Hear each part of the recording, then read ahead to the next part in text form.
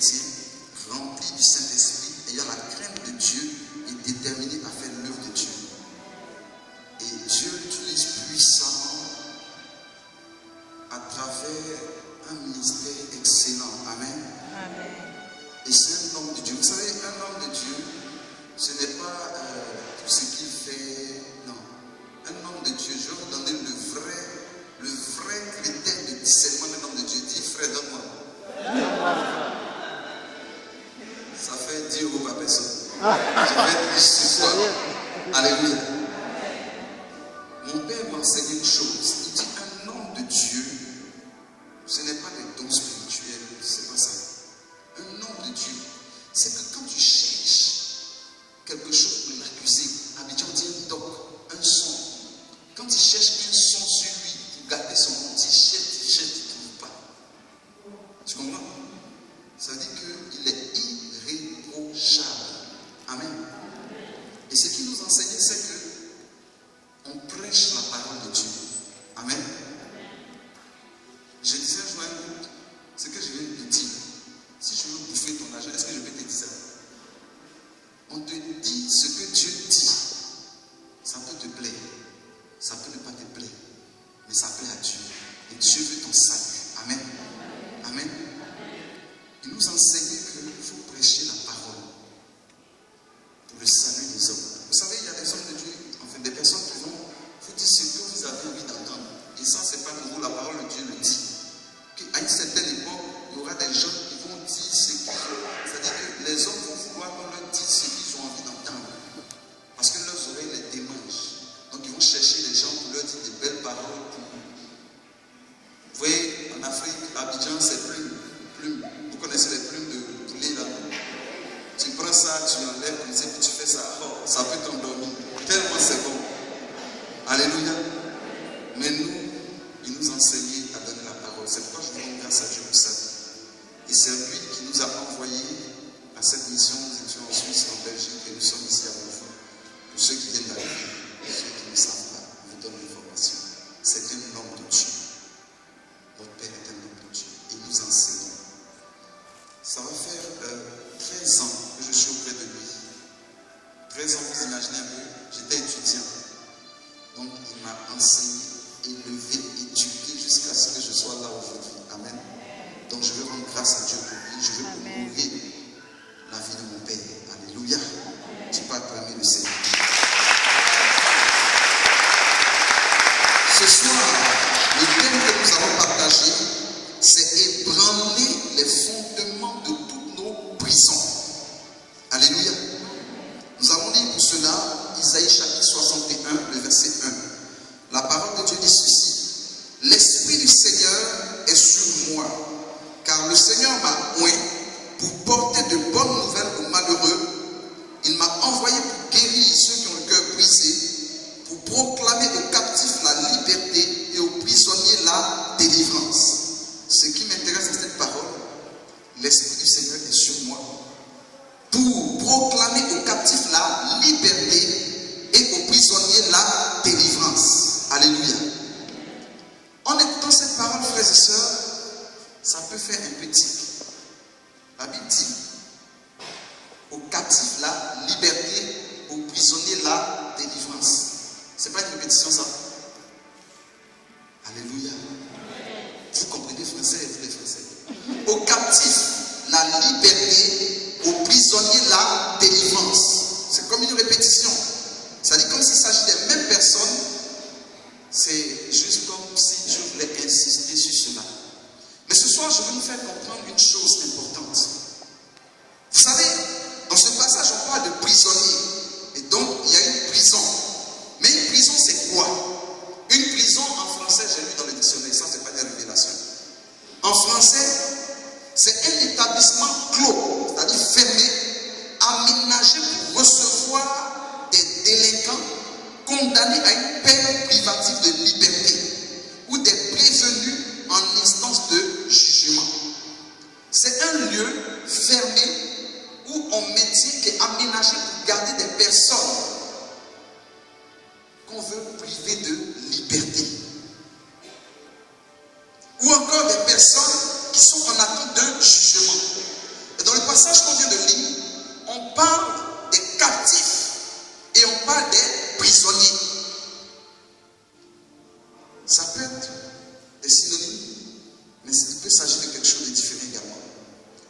prisonnier, c'est quelqu'un qui est en prison.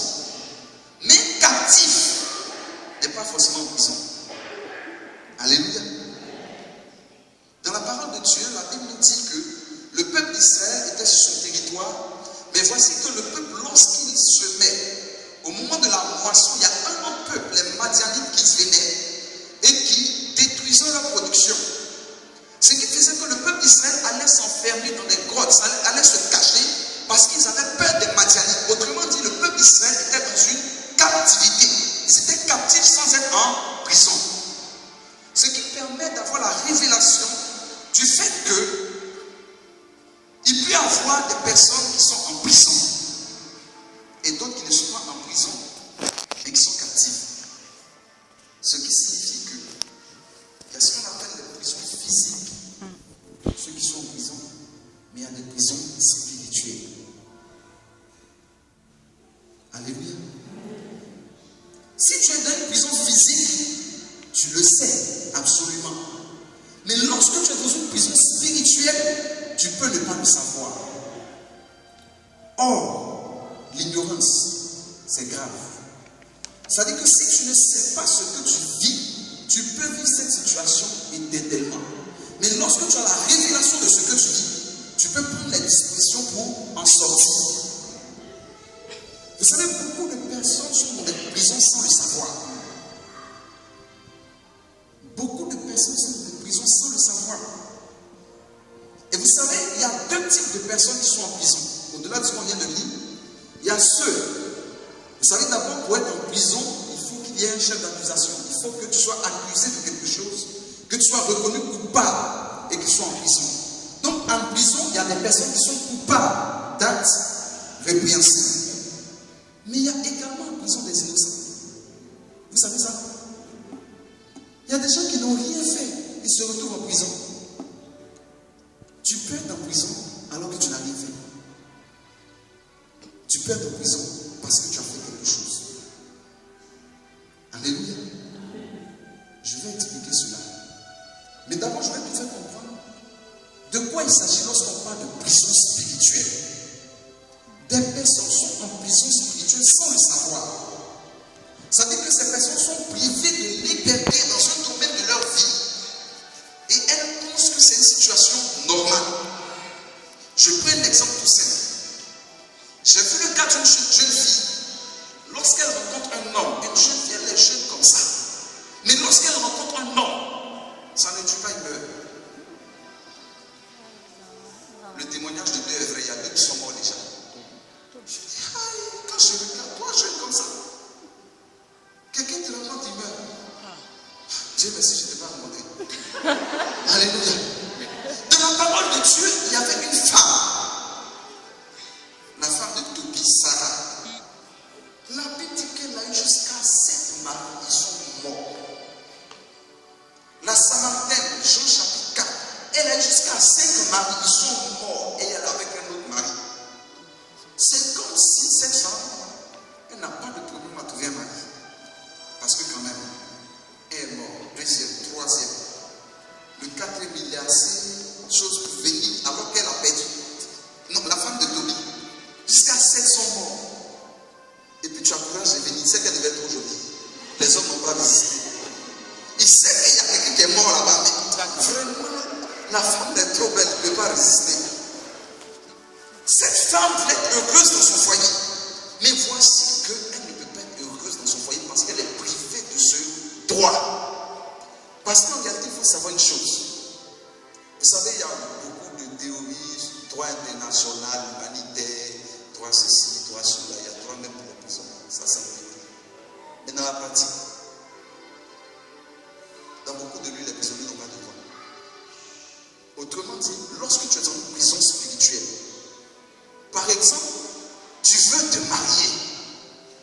Mais si tu es dans une prison spirituelle, tu ne peux pas te marier parce que tu es en prison. Tu as droit, par exemple, à ta liberté, tu peux aller là où tu veux.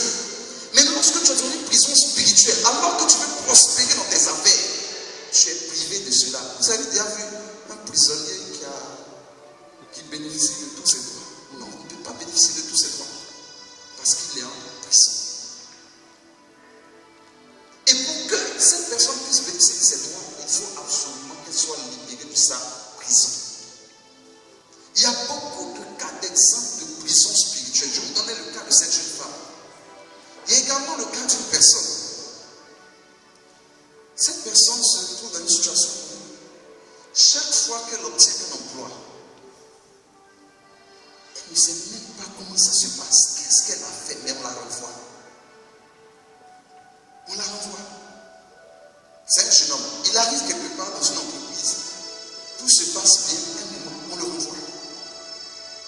Il arrive dans une entreprise. Il n'était pas là pendant une période et quelqu'un a détourné de l'argent. Tout est prouvé, ce n'est pas lui.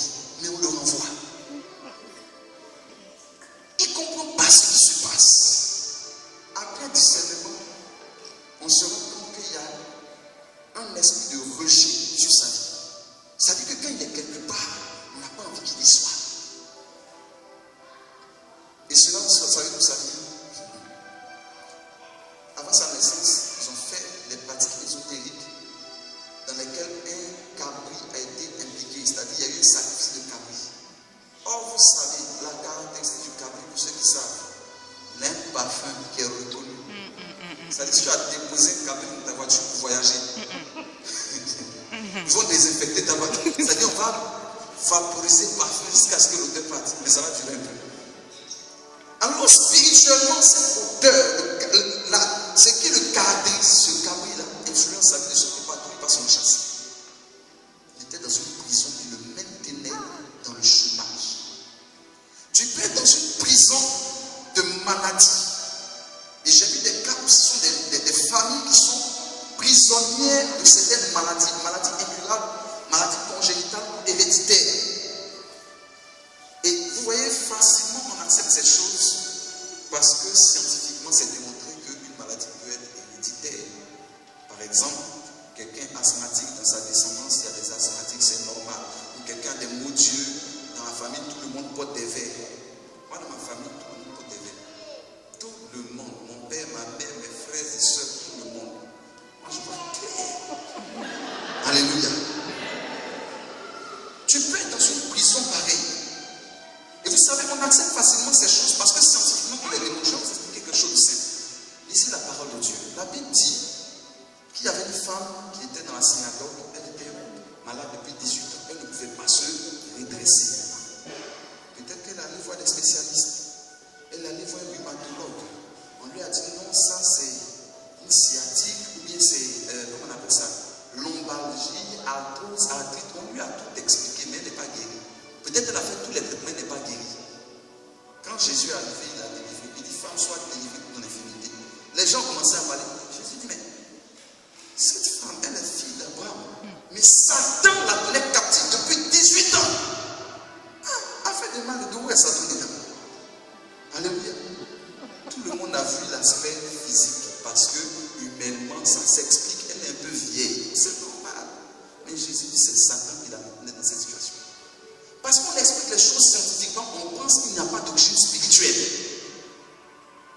Parce que dans ta famille, tout le monde a tension, hypertension. Non, c'est normal. Donc tu as accepté la maladie. Laisse-moi te dire, un jour pendant que nous prions pour un cas, on a demandé à l'esprit, comment tu t'appelles? Il dit, je m'appelle asthme. Asthme. Maladie respiratoire, c'est ça son nom. J'ai dit, alléluia. Ça veut dire que beaucoup de mots qu'on vit ont une origine spirituelle et peuvent être des formes de prison spirituelle. Comment pouvez-vous imaginer que dans une famille, chaque année, quelqu'un meurt, mort prématurée, ou tout, ça dit chaque année, quelqu'un meurt d'accident. Alléluia.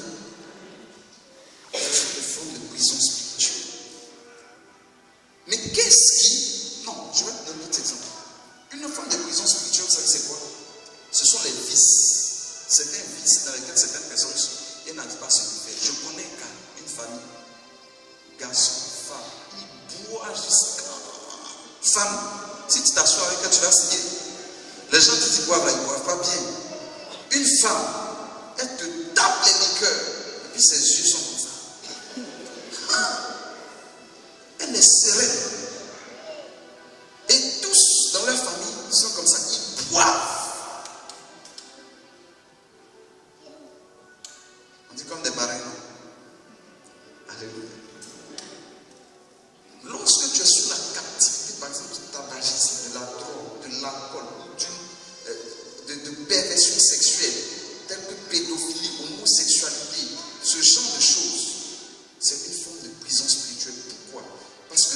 Ça veut dire que tu essaies des fois de faire des efforts pour sortir de cela, mais tu n'y arrives pas. Tu as l'impression que ça s'impose à toi.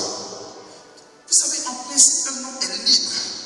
La Bible dit que Christ nous a affranchis du péché. Lorsqu'un péché domine sur toi, il faut te poser la question, est-ce que ce n'est pas un lit, ce n'est pas une prison spirituelle dans laquelle je suis placé? Alléluia. Mais comme je disais, que quelqu'un soit dans une prison spirituelle, il y a une raison. Je vous ai dit que des innocents peuvent se trouver en prison. Ça, c'est un cas spécifique. C'est le cas, par exemple, de ceux-là qui sont sous le pouvoir de la sorcellerie. Vous savez, quand vous êtes chrétien, rempli du Saint-Esprit, il faut prendre conscience d'une chose.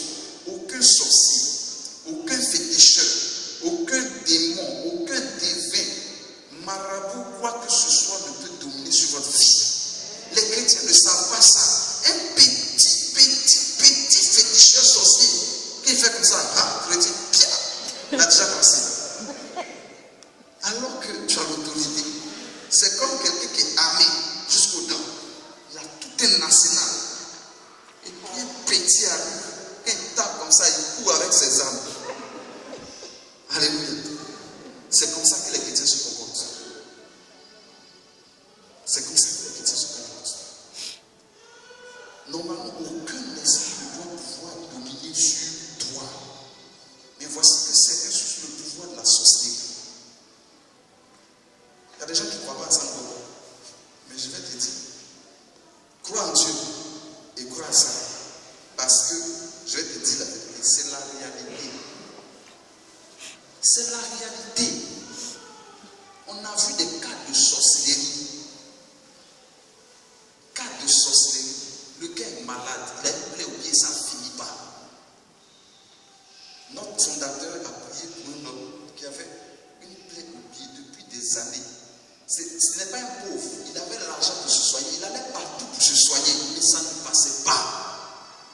Quand il est arrivé, notre fondateur priait pour lui, il a une vision. Dans cette vision, il voyait un animal dont on avait attaché la patte et mis cette patte-là dans un tas d'ordures. Quand il a vu ça, spirituellement, il a enlevé le pied, la patte de ce tas d'ordures. Quand il a fini de prier pour lui, quelques temps après, les médicaments qu'il utilisait depuis longtemps, il a utilisé, il était guéri. Ça veut dire que tant que son pied était là-bas, on ne pouvait pas le guérir. Il fallait traiter la chose sur le plan spirituel avant qu'il ne puisse expérimenter sa guérison sur le plan physique. Le sorcier n'a pas besoin que tu lui fasses quelque chose pour t'envoûter. Il y a d'autres qui ont été mis dans des prisons spirituelles. Ils ont été envoûtés. Je connais un cas, la jeune fille, il y a un jeune homme qui l'aimait. Il a tout essayé. Elle dit, regarde, je ne veux pas. Il ne sait pas dans quel coup. Son je ne veux pas là a disparu. Elle est collée sur le gars comme ça. Je suis comme Tarzan. Ça dit le gars passe ici, elle est là. Pourtant, elle ne voulait pas. Qu'est-ce qui s'est passé? Alléluia. Les cas d'envoûtement, ce sont des captivités sans cause.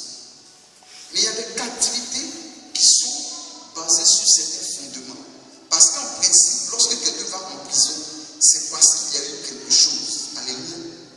Et quelles sont ces choses qui peuvent être des chefs d'accusation pour que quelqu'un soit dans une prison spirituelle? Premièrement, ce sont les péchés graves de confesser. Les péchés graves de confesser. Vous savez, si Dieu nous demande de vivre dans la sanctification, c'est parce que simplement le péché a des conséquences. La Bible dit, le salaire du péché, c'est la mort. La mort n'est pas forcément physique. C'est un certain nombre de choses qu'on expérimente, mais qui ne sont pas dans le projet initial de Dieu pour nous. Dieu n'a pas voulu pour nous la maladie, le péché et la mort. Mais lorsqu'on se livre au péché, les conséquences sont la maladie et la mort. Je ne dis pas que si tu as menti, tu vas mourir. Mais je veux dire, ça va produire des conséquences dans ta vie. Le péché a des conséquences.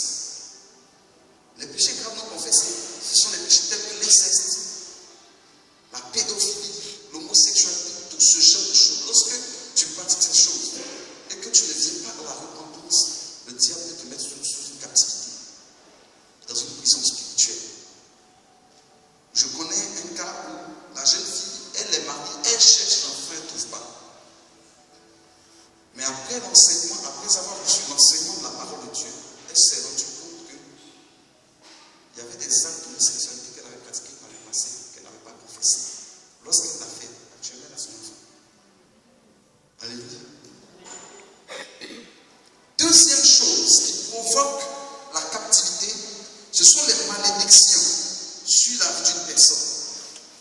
Vous savez, les malédictions elles-mêmes ont pour origine des péchés gravement confessés.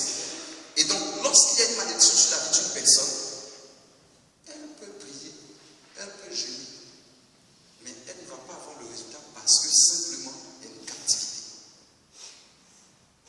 Alléluia. Je prends un exemple. Vous savez, il y a beaucoup de personnes, des fois on prie pour recevoir quelque chose, pour des sujets, on prie, on ne voit pas le résultat. Tu pries, tu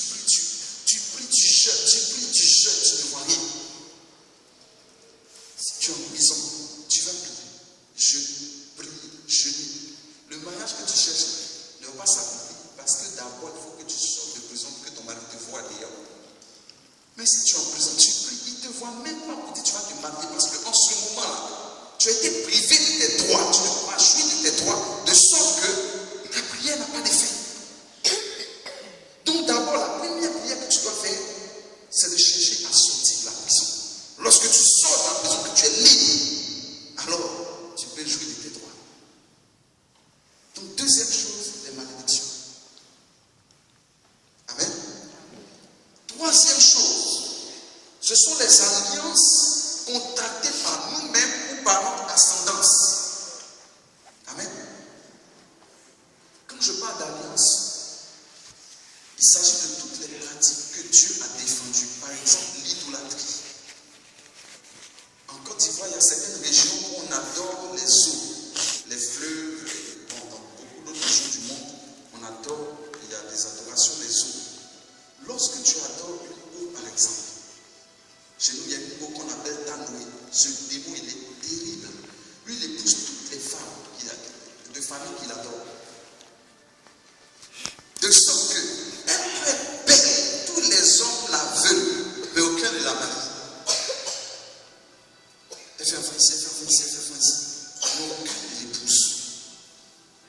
Parce que simplement, Tanoé l'a épousé. Et vous pensez qu'il va permettre que quelqu'un l'épouse? Jamais. Donc son mariage est bloqué. Elle va tout faire, mais elle ne se marie pas. Pourquoi? Parce qu'il y a une alliance qui est tissée pour elle. Il faut savoir ces choses parce que des fois on a un héritage spirituel qui fait qu'on ne peut pas entrer dans notre héritage qui nous vient de Dieu. Et c'est réel. Quand on lit la parole de Dieu, la Bible dit quelque part que le peuple d'Israël a fait ce qui déplaît au Seigneur.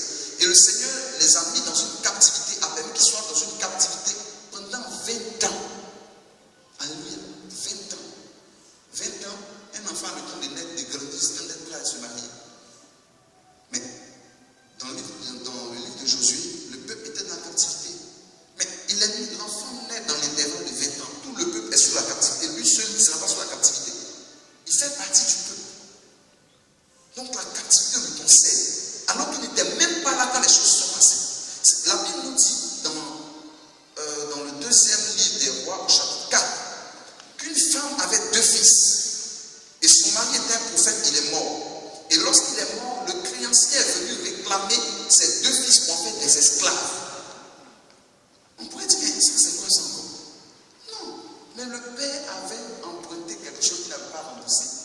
Et selon leur règle, le créancier avait le droit de prendre ses 2 fils pour en faire des esclaves. Les fils là, ils ne savaient même pas que le papa avait tout dit.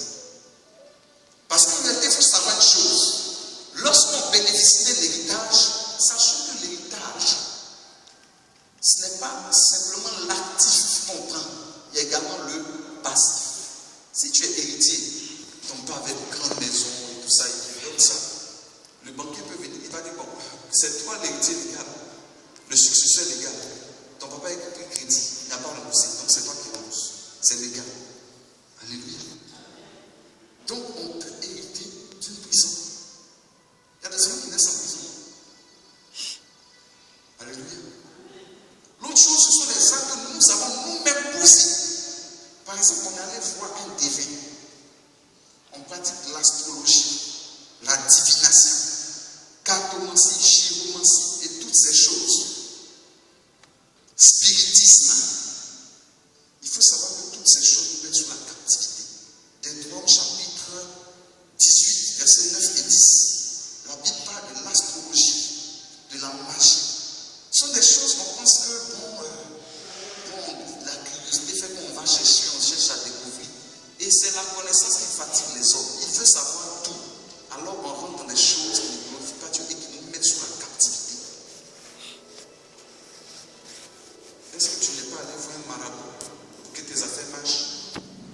bien pour passer le gars que tu aimais. Tu aimes le gars, quand il passe, quand il dit rien, mais il ne te voit même pas. Donc ta copine dit, oh, laisse ça, viens, je vais t'envoyer quelque part. Elle t'envoie quelque part, elle fait un truc. Quand tu prends ça, une pommade bizarre, quand tu mets ça sur toi, ça veut dire que tu ne peux pas sortir dans Paris, rentrer le soir sans qu'un gars ne fasse comme ça. Alléluia. Mais tu t'es mise dans une captivité. Tu t'es mise dans une prison. Parce qu'en faisant ça, ils vont te regarder. Il n'y a pas de problème. Ils vont te regarder. Mais le jour où tu vas regarder, tu vas vouloir qu'il t'épouse. Il ne pourra pas t'épouser. Parce que c'est quelque chose qui a été jeté sur toi, qui attire des personnes. Mais le diable, il ne te donne rien sans avoir pris quelque chose. Il te donne quelque chose, mais il a pris un de tes droits. Ton droit de mariage, il a pris ça.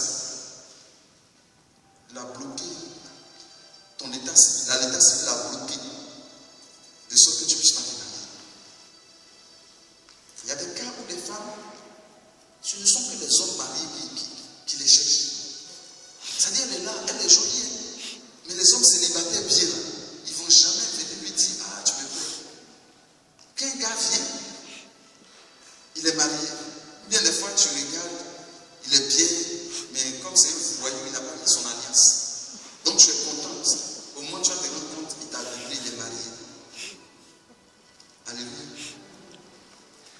Tu peux penser que c'est bien. Tu vas dire, hey, je suis tellement belle, même les hommes qui sont mariés me cherchent. Oh, il ne faut pas te réjouir. C'est une erreur de discernement. Le vrai discernement, c'est que le diable a mis quelque chose sur toi qui fait que les hommes mariés te regardent. Mais il ne va jamais laisser sa femme pour te marier. Il va faire de toi, comme on dit à Abidjan, un deuxième bureau. Un deuxième bureau.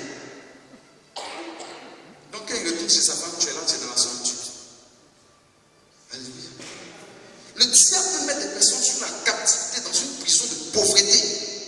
J'ai vu un cas, le monsieur, ses affaires, quand ça commence à bien marcher, il y a toujours un événement qui fait qu'il retourne à zéro.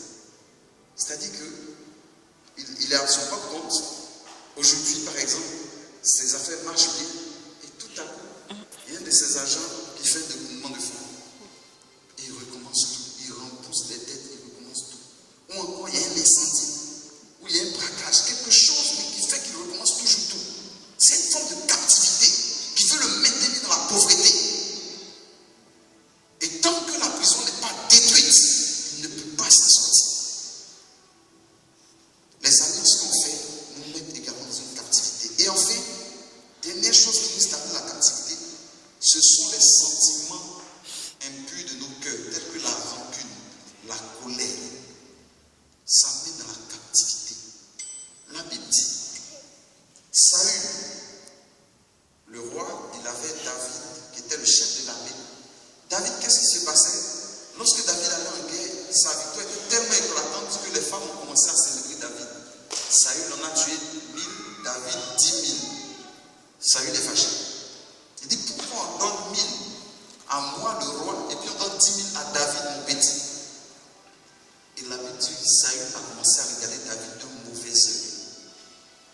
La Bible dit que le lendemain, un esprit mauvais est entré en Saül. Parce qu'il regardait David d'un mauvais œil. C'est quoi la Bible dit? Si vous mettez en colère, si vous mettez en colère, ne péchez point. Que le soleil ne se couche pas sur votre colère. Je vais te dire, quand tu dors en colère, tu as de la rancune, un sentiment de vengeance. Tu dors avec ça. Tu as donné accès au diable. Pourquoi? Question. Quand tu es fâché, quand tu es en colère et que tu vas te coucher, comment tu te couches? Sur le ventre? Est-ce que tu peux te coucher sur le ventre? C'est pas possible. Tu vas même étouffer, tu ne seras pas à l'aise. Donc tu te couches sur le dos. Or, il paraît que c'est une position favorable à la projection astrale. Ceux qui veulent, les sorciers qui veulent sortir de leur corps, c'est comme ça qu'ils aiment se coucher. Et tu vois, tu dors et la nuit, tu te vois en train de faire malade, de te battre avec des gens. C'est que le diable a voulu t'utiliser dans la sorcellerie. Alléluia. C'est pourquoi il y a des sentiments qu'il ne faut pas garder dans le cœur. Amen. Pour que tu puisses sortir de ces prisons, la première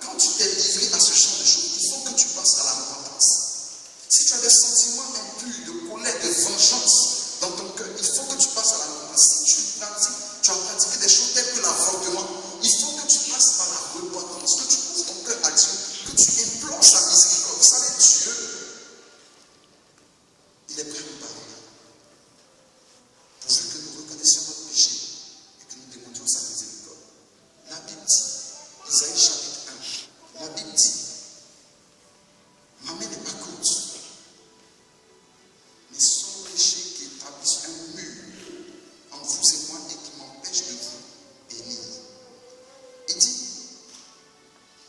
si nous avons péché, il dit, viens, assieds-toi et parle. Si vos péchés sont rouges comme l'écarlate, je les rendrai plus blancs que neige. Dieu n'a aucun problème à pardonner notre péché. Mais le diable, des fois, veut nous accuser, de sorte qu'on pense que Dieu ne peut pas nous pardonner. Laisse-moi te dire, il n'y a pas de péché que Dieu ne puisse pas pardonner. Il n'y a pas de péché que Dieu ne puisse pas pardonner. Quel que soit ton péché, quel que soit ce que tu as pu faire, Dieu veut simplement que tu viennes et que tu reconnaisses ton péché, que tu implores sa miséricorde. La miséricorde de Dieu n'a point de limite, elle est grande. Je connais l'histoire de cet homme, certainement vous connaissez son histoire, Nicky Cruz, qui était un grand bandit de New York. Pourquoi? Parce qu'il a vécu une enfance difficile, il était mal aimé, alors il s'est construit sa vie. Il faisait des braquages, des meurtres et tout cela. Mais un jour, il y a un autre à qui Dieu a parlé. Dieu lui a dit, il va lui prêcher l'évangile. Lorsqu'il partait prêcher dans ce coin, tout le monde dit, tu veux mourir. Parce que c'était un nid de bandits qui était prêt à tuer sans état d'âme. Il est arrivé, il a dit à cet homme, Jésus t'aime. Cet homme l'a boxé. Il est parti, il dit, Jésus t'aime. L'homme l'a boxé. Il allait organiser l'évangélisation dans le fief des bandits. Et vous savez, il a pris même les bandits pour faire la quête. Lorsque les bandits venaient, quand ils mettent le panier devant toi et te regardent, il ne faut pas donner. Il serre le visage, tu te dépouilles, tu donnes. Il allait faire tout ça. C'était difficile. Il était battu. Il a failli mourir. Mais l'amour de Dieu a eu la victoire sur le cœur de cet homme. L'amour de Dieu a transpercé son cœur. Il est tombé, il a capitulé devant l'amour de Dieu. Et aujourd'hui où je vous parle, il a donné son témoignage dans le monde entier. Son témoignage dans le monde entier. Il a même écrit un livre. Son témoignage est passé dans le monde entier. Aujourd'hui, il proclame la parole de Dieu. C'est pour te dire que quel que soit ton péché, quel que soit ce qui est ta vie, laisse-moi te dire, à la croix, il y avait un homme à côté qui avait péché. Mais avant même cela, entre Jésus et Barabbas, les gens disent qu'on libère Barabbas.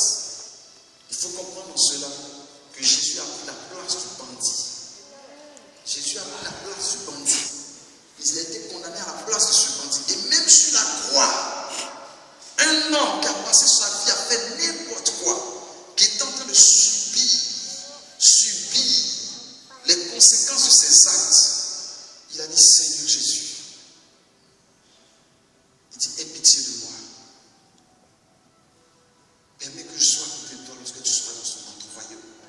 Jésus lui a dit, je te le dis ce soir, tu seras avec moi au paradis. Cet homme a passé sa vie à faire n'importe quoi. Mais au dernier instant, Jésus lui a dit, tu seras avec moi. Jésus n'a pas regardé sa vie. Il a regardé la grande miséricorde. Il a regardé la mission pour laquelle il était venu. C'était de donner sa vie en rançon pour la multitude. Vous savez que le salut de Dieu est gratuit. Est gratuit. Est gratuit. La question du péché, c'est une question qui s'impose à tous. Au monde entier, beaucoup de religions cherchent à résoudre cette question. La question du péché. Certains disent, fais beaucoup de bien, tu vas aller au ciel. Non, il ne s'agit pas de cela. Parce que l'homme n'a pas un problème de comportement. L'homme a un problème de nature. Vous prenez un cochon, vous le lavez, il va retomber dans les ordures. L'homme avait un problème de nature. Jésus est venu, il est mort à la croix. Il est mort à la croix pour que notre nature soit renouvelée, pour que nous puissions mourir. Parce que la Bible dit, pour voir le royaume de Dieu, il faut que tu naisses de nouveau. Mais pour naître de nouveau, il faut que tu sois mort à ta première vie, à ta vie naturelle, à ta vie charnelle. Que tu sois mort. Donc il faut que tu acceptes Jésus. Et lorsque tu acceptes Jésus, tu meurs à ta première vie pour naître dans le royaume de Dieu, pour faire partie de la descendance de Jésus-Christ de Nazareth. Alors, tu peux entrer dans le royaume de Dieu. Alors, son esprit qui habite désormais ton cœur peut te permettre, peut te faire vivre selon la parole de Dieu. Parce que si tu n'as pas l'esprit de Dieu, tu ne peux pas obéir à la parole de Dieu. C'est pourquoi tu dois accepter Jésus en lui demandant pardon pour ton péché. Et si tu acceptes Jésus, si tu implores sa miséricorde pour ton péché, il va te laver de ton péché. Et lorsque tu étais lavé de ton péché, le diable n'a plus rien pour t'accuser. Il sort tous ses documents d'accusation. Lorsqu'il prend la parole et qu'il veut parler, il regarde le document, il n'y a plus aucune écriture, la page est blanche. Tout a été effacé par le sang de l'agneau. Il ne peut plus t'accuser. Alors, si tu es dans une captivité, par l'acte que tu viens de poser, par la repentance, les fondements de la prison commencent à s'ébranler. Et lorsque tu as élevé la voix, prendre autorité pour briser le pouvoir de l'ennemi, pour briser les influences, les chaînes que l'ennemi a établies sur ta vie, les fondements de la prison seront ébranlés. Parce que frère, on peut te faire sortir de prison, mais tant que le chef d'accusation demeure, on peut encore te remettre là-bas. Mais si le chef d'accusation est brisé, s'il était effacé, ça veut dire que les fondements de la prison sont ébranlés. Lorsque les fondements sont ébranlés, il n'y a plus de prison, donc tu ne peux plus être sous la captivité. C'est pourquoi ce soir, je veux t'inviter à faire un pas important. Nous l'avons fait déjà, mais je veux le faire d'une manière particulière. Je veux te demander, si tu n'as pas encore accepté Jésus-Christ de Nazareth dans ton cœur, comme ton Seigneur et ton Sauveur, je t'invite à prendre une décision. La Bible dit, si tu crois dans ton cœur et que tu confesses de ta bouche, alors tu es sauvé. La Bible, celui qui croira et sera baptisé sera sauvé. Le baptême, c'est l'expression visible de ta foi. C'est l'expression visible de ta foi. Tu crois dans ton cœur, mais pour montrer cette foi, il faut que tu ailles au baptême. C'est-à-dire, il y a un acte que tu dois poser pour que Dieu atteste la foi que tu manifestes ici. Alors, je veux te demander de faire un pas. Si jusque-là, tu n'as jamais accepté le Seigneur Jésus comme ton Seigneur et ton Sauveur, vous savez, je ne parle pas de venir à l'église.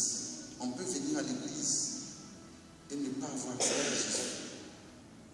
Je parle d'accepter Jésus. Tu peux venir à l'église. Il y a des gens qui viennent à l'église, ce sont des féticheurs. Je parle d'accepter Jésus-Christ de Nazareth, de le recevoir dans ton cœur. Alors si jusque-là, tu sais que tu n'as pas accepté le Seigneur, tu n'as pas encore pris conscience en disant, Seigneur, viens dans ma vie, viens dans mon cœur, je veux t'inviter à faire ce pas. Et pour cela, nous allons baisser la tête tout simplement. Et si tu veux donner ta vie au Seigneur, je ne dis pas que tout le monde vienne, mais toi qui ne l'as pas encore accepté, je t'invite à te lever et à avancer pour le recevoir. Ne regarde pas autour de toi. Comme mon frère le disait tout à l'heure, moi j'ai été dans cette position. Un jour, quelqu'un a prêché la parole de Dieu. J'ai réalisé que sans Jésus, j'étais perdu. Alors je me suis levé et je me suis avancé. J'ai reçu Jésus-Christ de Nazareth dans mon cœur et ma vie a été transformée. Alors si tu veux le recevoir, viens. Lève-toi et viens. Ne regarde pas ton voisin. Ton voisin n'a pas payé le prix de ton salut. Personne d'autre n'a donné sa vie pour que tu sois sauvé. Seul Jésus l'a fait. Il est mort à la croix pour que tu sois sauvé. Ne pas l'accepter, c'est rater quelque chose. C'est manquer le but de ta vie. C'est refuser une grâce. C'est refuser quelque chose de gratuit. Imagine-toi ce instant. Quelque chose de gratuit. On te dit viens le prendre. Alors que tu en as véritablement besoin. Et tu refuses. Dieu veut te donner le salut. N'hésite pas. Viens le